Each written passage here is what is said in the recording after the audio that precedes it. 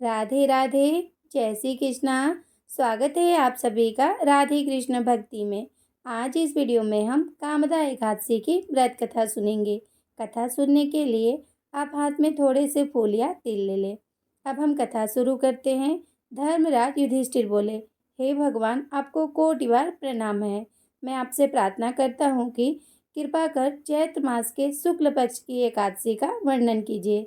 श्री कृष्ण भगवान बोले, हे राजन, मैं आपसे एक पौराणिक कथा कहता हूँ, ध्यानपूर्वक सुनिए, जिसको वशिष्ठ जी ने राजा दिलीप से कही थी। राजा दिलीप ने पूछा कि गुरुदेव, चैत्र मास के शुक्ल पक्ष की एकादशी का क्या नाम है, उसमें किस देवता की पूजा होती है तथा उसकी विधि क्या है, सो आप कृपा पूर्वक कहिए। महर्षि वशिष्ठ जी बोले, हे राजन, चैत्र मास के शुक्ल पक्ष की एकादशी का नाम कामदा है। यह सब पापों को नष्ट कर देती है, जैसे अग्नि सूखे काष्ठ आदि को जलाकर नष्ट कर देती है। इसके पुण्य के प्रभाव से समस्त पाप नष्ट हो जाते हैं। इसके व्रत से कुयोनि छूट जाती है और अंत में स्वर्ग की प्राप्ति होती है। अब मैं इसका महत्म कहता हूँ, ध्यान पूर्वक सुनो। प्राचीन काल में एक भोगीपुर नामक नगर था। वहाँ पर अनेक ऐश्वर्यों से युक्त पुण्यरक नाम का एक राजा राज्य करता था। वहाँ अनेकों अप्सरा, गंधर्व, किन्नर आदि वास करते थे।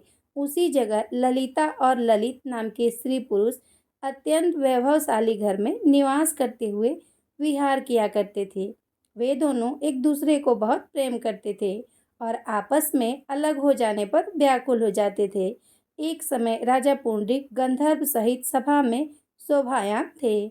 उस जगह ललित गंधर्व भी उनके साथ गाना गा रहा था और उसकी प्रियतमा ललिता उस जगह नहीं थी। इससे वह उसको याद करने के कारण अशुद्ध गाना गाने लगा। नागराज करकोटक ने राजा पुंडरीक से इसकी शिकायत की। इस पर राजा पुंडरीक ने उसको श्राप दे दिया, अरे दुष्ट, तू मेरे सामने गाता हुआ भी अपने स्त्री का स्मरण कर रहा है।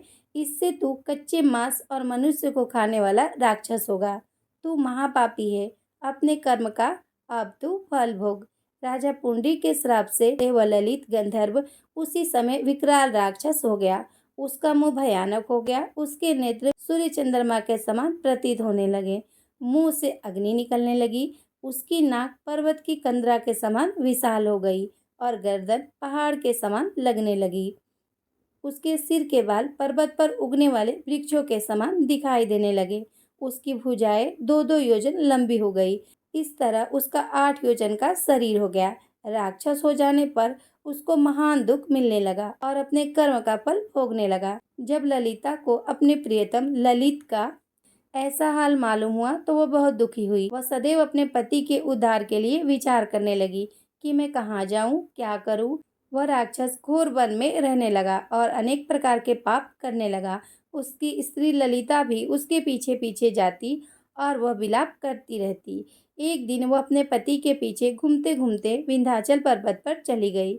उसने उस जगह श्रृंगी ऋषि का आश्रम देखा। वह शीघ्र ही उस आश्रम के पास गई और उस ऋषि के सम्मुख जाकर विनय करने लगी। उसे देखकर सिंडी ऋषि बोले, हे सुभगे, तुम कौन हो और यहाँ किस लिए आई हो? ललिता बोली, हे मुनि, मैं वीरधनवा नामक गंधर्व की कन्या ललिता हूँ। मेरा पति राजा पुंडी के श्राप से एक भयानक राक्षस हो गया है। उससे मुझको महान दुख हो रहा है। आप उसे राक्षस योनि से छूटने का कोई श्रेष्ठ उपाय बतलाइए। तब सिंडी ऋषि बोले, चैत्र मास की शुक्ल पक्ष की एकादशी आने वाली है। उसका नाम कामदा एकादशी है। उसके व्रत करने से मनुष्य के समस्त कार्य शीघ्र ही सिद्ध हो जाते हैं।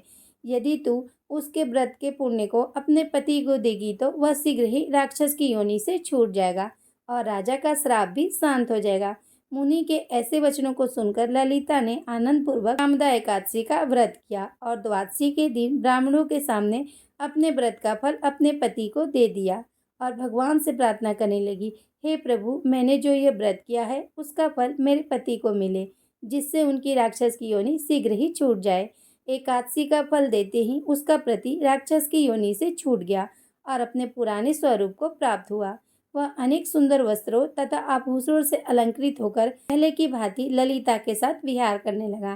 कामदा एकादशी के प्रभाव से वह पहले की भांति और अधिक सुंदर हो गया और पुष्पक विमान पर बैठकर स्वर्गलोक को चले गए। हे राजन, इस व्रत को विधि पूर्वक करने से समस्त पाप नष्ट हो जाते हैं।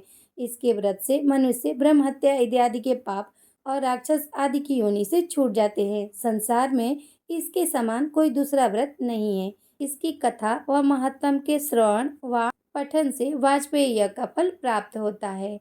अब हमने जो हाथ में फूल या तिल लिया है, उसे हम भगवान की फोटो के पास अर्पित कर देंगे। राधे राधे, जय श्री कृष्ण।